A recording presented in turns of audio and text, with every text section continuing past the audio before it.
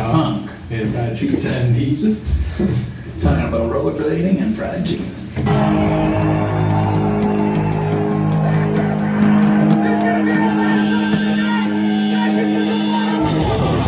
This week on the Punks on Pizza podcast, we're sitting with Canadian hardcore royalty, the Cancer Bats. Thanks again. Now, firstly, before getting to the recent, I like to try and dig back to the past. I know we've only got 20 minutes, so I'm going to rush my questions. You don't have to rush your answers. Okay. All right. First, I want to go back to the first EP and how you came to sign with Distort Entertainment. Oh, so way back. So I wasn't even there. yeah, Mike wasn't even in the band. So we did the first EP that was basically like a demo to just like have the first 4 songs that we had written like recorded. Mike was still living in Winnipeg.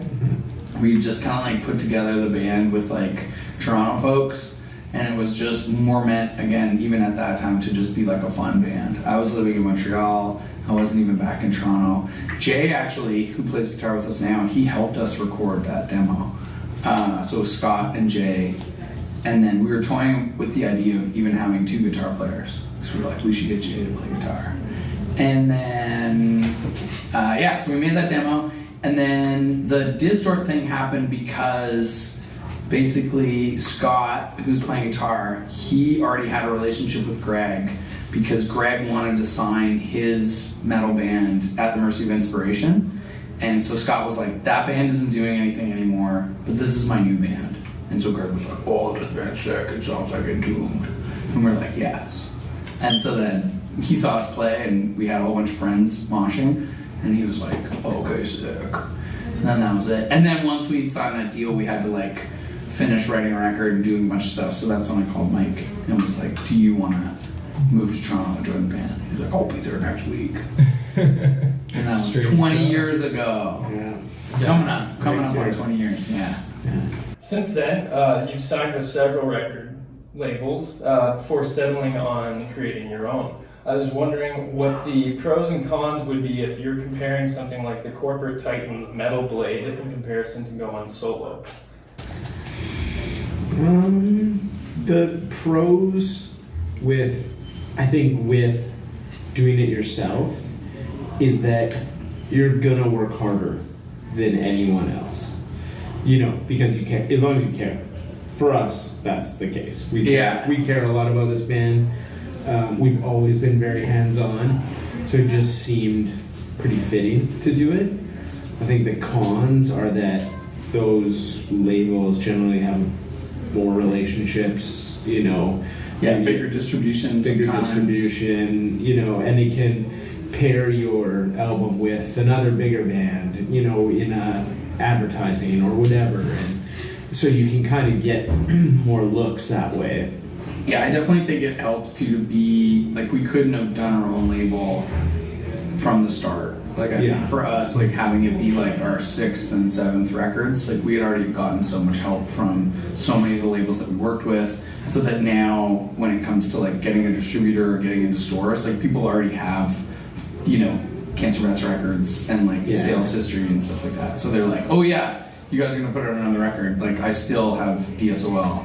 That's like selling really good, or like people, you know, bought whatever your record last week, so of course I'll get the new one. So for us, like doing it solo now, like is like a lot easier. I noticed with the BSR Discogs page, there was one release that wasn't you guys. It was an album in 2024, and I was just wondering how that came to be. We ended up putting out 2 records. So we did the Diner Drugs EP. Was that the split? We've done 3 records. We've done Diner Drugs EP. It's called 42. We did 1,000 Knives. Yeah, we put out the 1,000 Knives record, and then we just put out. Oh yeah, so you were saying 2024. I was thinking we did 2 in 2023, and we just put out another one in 2024. Yeah, this band called Fearbirds. Yeah, we're from Vancouver. Yeah, Fearbirds might be the only one on Discogs because it's the only one that actually came out physically. Oh, that's why. Yeah, makes sense. Yeah, because the other ones were digital. And it was more just that we could help our friends put out records and like help them to get like playlisted and stuff. Whereas Fearbirds, that just makes us look cool because they were the ones who pressed it on vinyl. We just like helped them like kind of get it into stores and stuff. Yeah. That's cool. So you get to cash in on that. We kind of more just use like Bat Skull as like if we can help any of our friends in any way, especially where for like new bands it's tough to get like a label, you know, to kind of like have some interest to like help, just because labels are already really busy. Yeah. So we're like, yeah, we can. We have a built-in distribution deal through New Damage and Dynamite Records, so it just kind of, we just tell them, hey, we're going to do this, and they put it up through their platforms and stuff, so it gets the same distribution, that a Bats record would. Yeah. Psychic Jailbreak, the most recent album, 2 years old already. I was wondering what the ETA is on the next one. I mean, we've like talked about writing. We keep talking about writing, and then we've got pretty steady touring until end of August. A live album. Yeah. might be the case. Yeah, we definitely we have some ideas to start writing, and we're just it's tough when you get like really cool tour offers and you're like, man, being on tour is super sweet, let me just do that. But we're gonna probably like tour until September. Right now we're pretty set till end of August, and then that's an alright segue right there. I'm hoping 2026. Okay.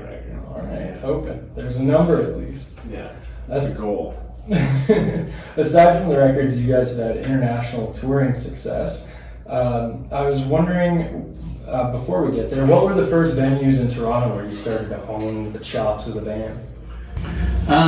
We used to play, like, there was a bunch of really cool DIY spots in the city. There was a skate shop called Adrift that was in Kensington Market, and they used to have hardcore shows in the like back of the store. They had a little skate park, like a little mini ramp, and like kind of spot that they would set the bands up, so you could actually skate while like bands were playing, which is really cool.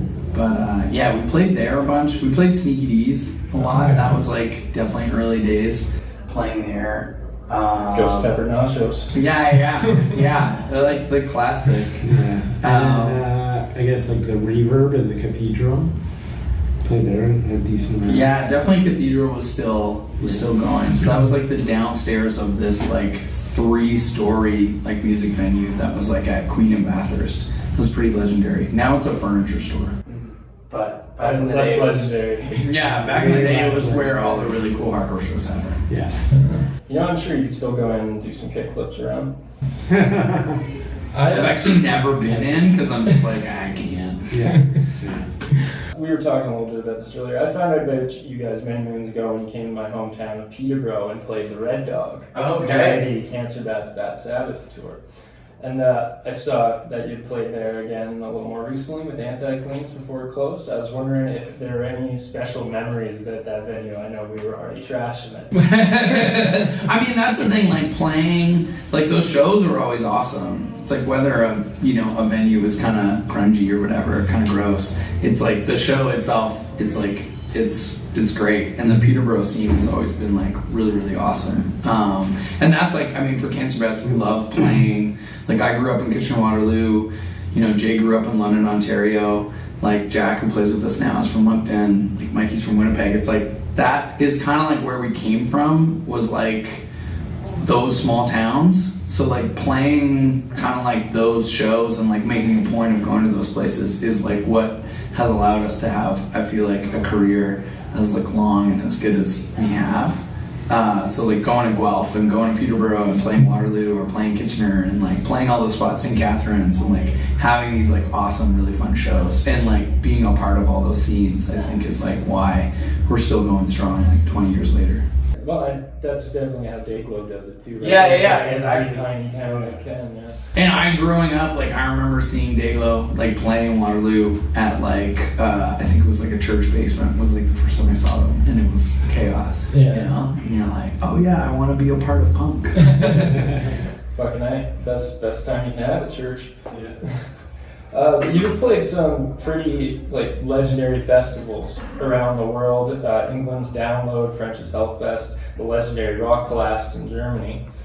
I was wondering what the first real mind-blowing festival was that you got onto and set you back once you hit the stage. I mean, playing Download, Yeah. definitely like in 2007, felt pretty crazy. That was like our first like summer. We did that and Leeds and Reading Fest. Yeah. And the year we played Leeds and Reading the first time too was nuts. Like the lineup was crazy. They used to have like a punk stage, and I remember it was like the Dwarves, Municipal Waste, like us. Yeah. Gaslight Anthem played. And Maybe that was, I think that was even late. I think that was like the next year. Yeah. Anyway, yeah. Yeah. It was like a crazy like punk stage that they used to have. I remember. But Download was nuts because we were playing like right before Devil Driver and like right after somebody like big. Right. Yeah, I remember playing, that Download was sick. I remember playing Download maybe 2 years or 3 years later. And we, like, because we were playing in like tents then, which was great. There's still thousands of people and it's nuts. But then playing on like a big outdoor stage where there's like tens of thousands of people, Yeah. it was like, this is fucking crazy. Yeah, like more What people are than we your brain doing has here? ever seen before. Yeah. And we had to like go to people and be like, I don't know how many people, like we just like were there. And they're like, oh, that's like what 30 to 40,000 people looks like. Yeah. And you're just like, what? Yeah. What? I remember that feeling, like actually feeling very nervous going on stage. Yeah. That's crazy too, because when you play in front of a ton of people at like a festival, they then leave to go see something else, and you're like, oh, like the field is empty where they used to be, and it's not like they were showing up to see the band after you. Do you know what I mean? Like they're just like there, they watched your set, they all like applauded, and then they walked off to go watch Five Finger Death Punch or the next band that's playing, you know, somewhere Down else. the road. So it's like completely empty then after you play, like, and that looking at that looks nuts. Just as nuts as looking at 40,000 people. Yeah. Yeah, Download's crazy for that. Yeah, it's awesome. How does Download compare with the barbecue? Oh, Barbecue is sick. Yeah. Yeah, Barbecue is really cool. It's a completely different scale.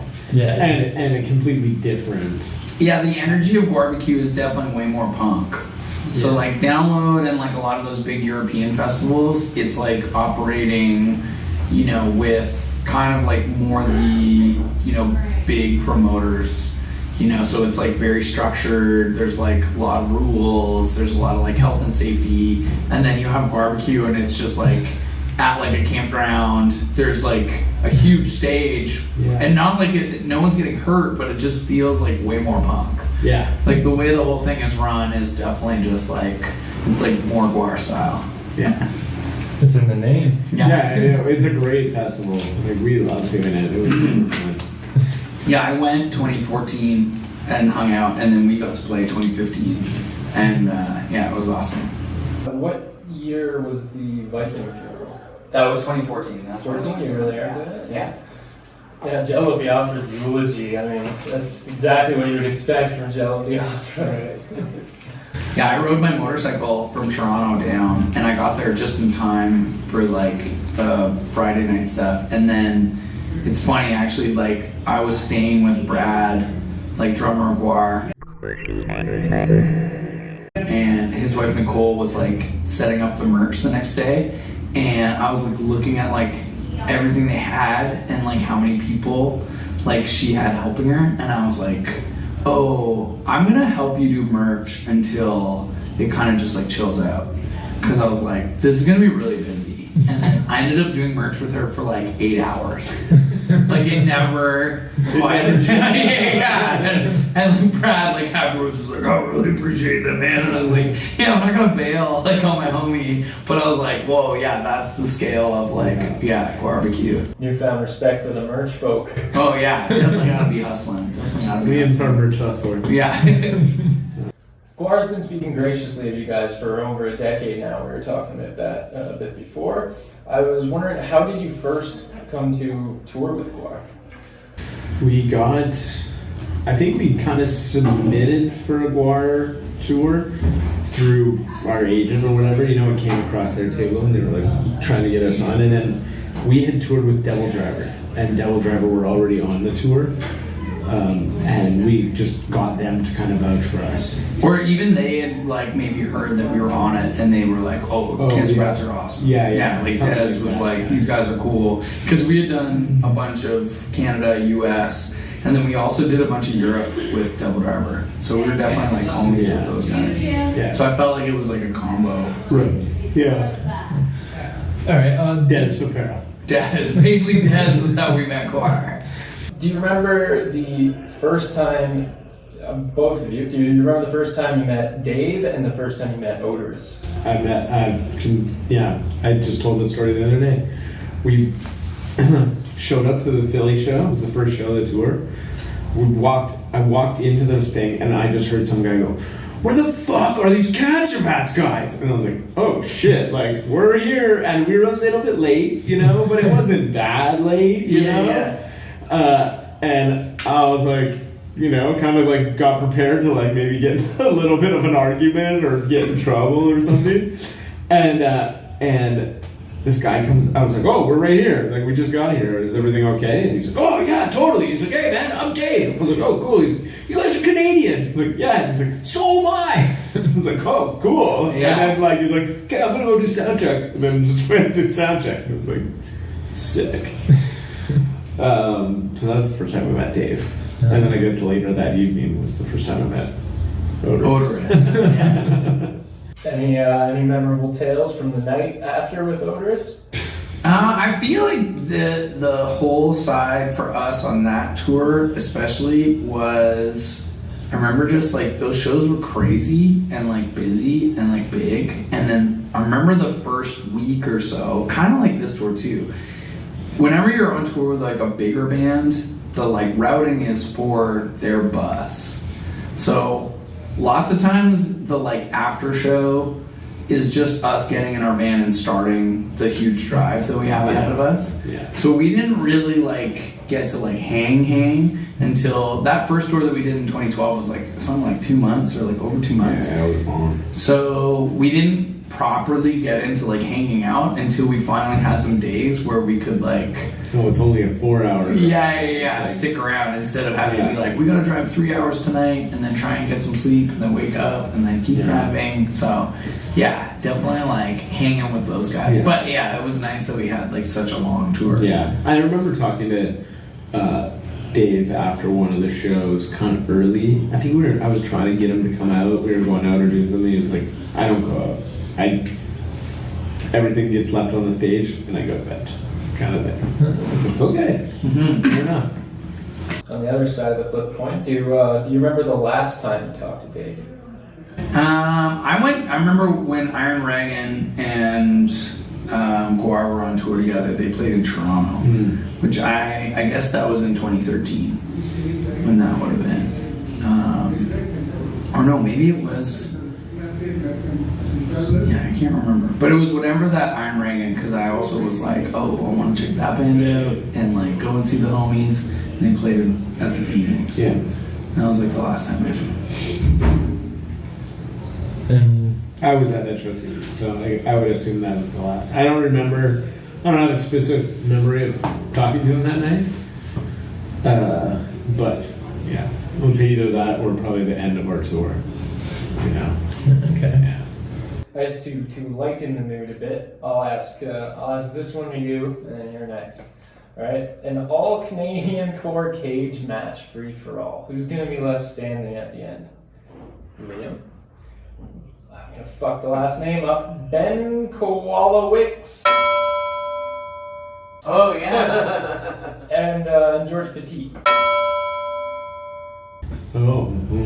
It's actually Pettit. Pettit? Pettit. I fucked them both up. In a cage match? This is Cage match, your free for ask. all. Well, it wouldn't be Ben. I don't know, he's wily. He's wild, yeah, he is, and I can feel like he'd just have like just wouldn't give up. In a rage. Yeah. George is jacked though. He's a firefighter. George is jacked, but I feel like But maybe Ben's rage. I feel like Ben would also take it the most serious. Yeah. But no Liam, eh? You're not even considering. Well, I think Liam could hold his own. You I think I know? can hold my own. But Yeah, I don't know. I feel like also Ben, I could see like being into like in the last few years, like maybe he's like gone into MMA. You know, like a secret MMA he's been guy. training. So he's like he knows BJJ now, Yeah. whereas I just know how to skateboard. Like that's you either learn how to do BJJ in your adulthood or you like get back into skateboarding. Those are the two avenues for punkers. Okay, Or I guess with George became a fire. yeah, George I think was- George would probably win. I've definitely seen George Yeah. throw down before. Yeah. All right, we got to the bottom of that. Yeah, George. All right, now this question it's kind of a setup. You're gonna upset some faction of Canada. Okay. All right, fuck, marry, kill. Neil Young, Matthew Good, and Geddy Lee. Whoa. Man. I mean, probably marry Geddy Lee. He seems like the nicest. Yeah. Yeah. Yeah. And I don't know Matt Good, so fuck that guy. All right. And Would you'd fuck him? no, I'd kill him. Oh, you'd kill him. Yeah. And then, yeah, I'd make love to Neil Young. Sweet love. Yeah. All right, and you guys are doing great. This is the final question of the podcast. It's the same one I ask everybody. Tell me about your worst venue bathroom experience. Worst thing. It's too many to fucking. I mean, that Red Dog in Peterborough, when I like heard that it closed, I definitely remember all the like toilets were like full of like something that smelled insane in the basement. Oh yeah. And I remember just like that was where we were supposed to like set like use as a dressing room, and I remember just like there was like these toilets that were like, oh, we can't use this. This is just like almost like overflowing with like something toxic. We're like grody. And do you have one? I can't even think of anything right off the top of my head. I mean, there's so many gross bathrooms. In the world of live music venues. Sure, let's say the Red Dog, other shitty venues that we played. In all honesty, you might be the fourth podcast that's answered that question. Yeah, when you heard it close, I was like, man, it could be like public health for that basement. Yeah. All right, man. There we go. You did it. Cheers, man. Was it too torturous? No, it was alright. 22 minutes. I fucking There we didn't go. go over nearly as much as I normally would. Uh-oh. Ooh,